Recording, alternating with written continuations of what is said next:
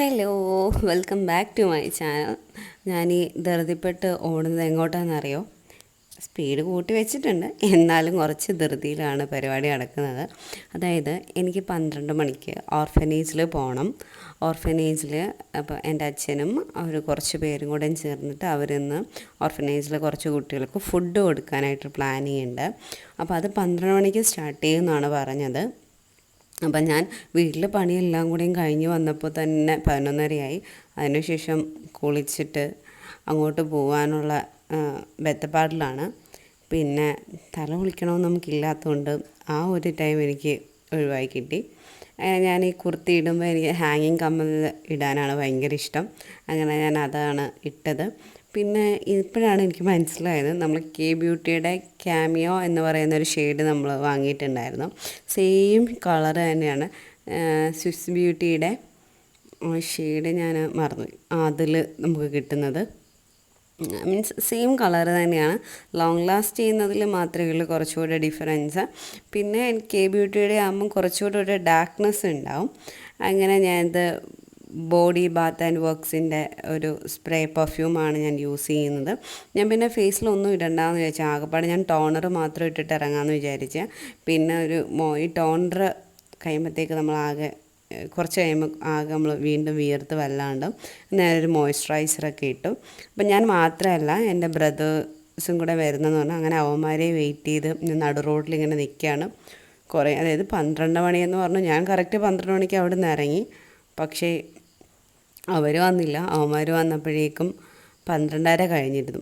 അങ്ങനെ ഞാൻ വെയിറ്റ് ചെയ്ത് ഒടുവിൽ ഞാൻ മനസ്സിലാക്കി ഞാനിവിടെ നിന്നിട്ട് കാര്യമില്ലെന്ന്. അങ്ങനെ ഞാൻ തിരിച്ച് അവനെ വീട്ടിൽ പോയി ഞാൻ വിളിച്ചുകൊണ്ട് വന്നിട്ട് ഞാനും അവനും കൂടെ പോവായിരുന്നു. ഇത് മിയണ്ണൂരെന്ന് പറഞ്ഞൊരു സ്ഥലത്താണ് ഈ ഓർഫനേജ് വരുന്നത്. ബോയ്സ് മാത്രമേ ഉള്ളൂ അവിടെ, ഗേൾസ് ഇല്ല. അങ്ങനെ ഞാനും അവനും കൂടെയും പോവായിരുന്നു.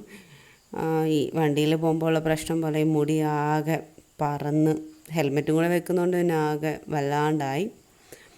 അങ്ങനെ ഞങ്ങളൊരു 12:30 ആയപ്പോഴേക്കും ഞങ്ങൾ ഇവിടെ എത്തിയിട്ടുണ്ടായിരുന്നു. അവിടുത്തെ സെക്രട്ടറിയും അവിടുത്തെ പ്രസിഡൻറ്റും ഒക്കെ സംസാരിച്ചുകൊണ്ടിരിക്കുകയായിരുന്നു. അകത്ത് കുറേ പേര് ഇരിപ്പുണ്ടായിരുന്നു കേട്ടോ. പക്ഷേ ഞങ്ങളങ്ങനെ അകത്തോട്ട് കയറിയില്ല, ഞങ്ങൾ പുറത്ത് തന്നെ നിൽക്കാമെന്ന് വിചാരിച്ചു. അപ്പം അതിൻ്റെ ഫ്രണ്ടിൽ അത്യാവശ്യം വലിയൊരു ഗ്രൗണ്ടുണ്ട്. ഇവിടെ തോന്നുന്നു കുട്ടികൾ കളിക്കാനൊക്കെ വേണ്ടിയിട്ട് അത്യാവശ്യം നല്ല വലിയൊരു ഗ്രൗണ്ടുണ്ട്.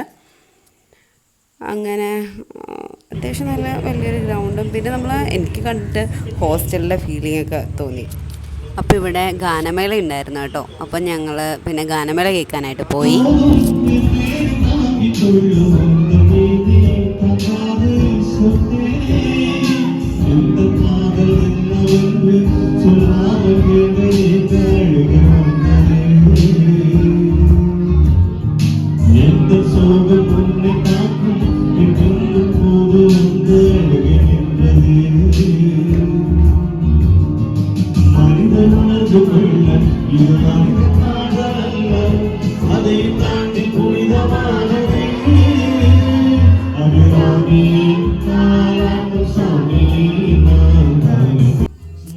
അങ്ങനെ ഏകദേശം 1:30 ആ പരിപാടി നീണ്ടുപോയി. പാരലലി നമ്മൾ ഫുഡൊക്കെ നമ്മളിവിടെ അടുത്തുള്ളൊരു വീട്ടിൽ തന്നെ പ്രിപ്പയർ ചെയ്തിട്ട് അവിടെ കൊണ്ടുപോകുമായിരുന്നു. ഇത് അവരെ മെയിൻ റൂമാണ് ആ റൈറ്റ് സൈഡിൽ കണ്ടത്. പിന്നെ ചുറ്റിനും അത്യാവശ്യം നല്ല സ്പേഷ്യസ് ആണ് സ്ഥലം, അത്യാവശ്യം സ്പേഷ്യസ് ആയിരുന്നു. കുട്ടികളുടെ തുണിയൊക്കെ അവിടെ ഉണക്കാൻ ഇട്ടിട്ടുണ്ടായിരുന്നു. പിന്നെ ഈ ഒരു ഭാഗത്തായിട്ട് വന്നിട്ടാണ് അവർ ലഞ്ച് കഴിക്കുന്നത്. ബെഞ്ചും ഡെസ്കും ഒക്കെ ഉണ്ട്. അപ്പം അവിടെ വെച്ചിട്ടാണ് അവർ ലഞ്ച് കഴിക്കുന്നത്.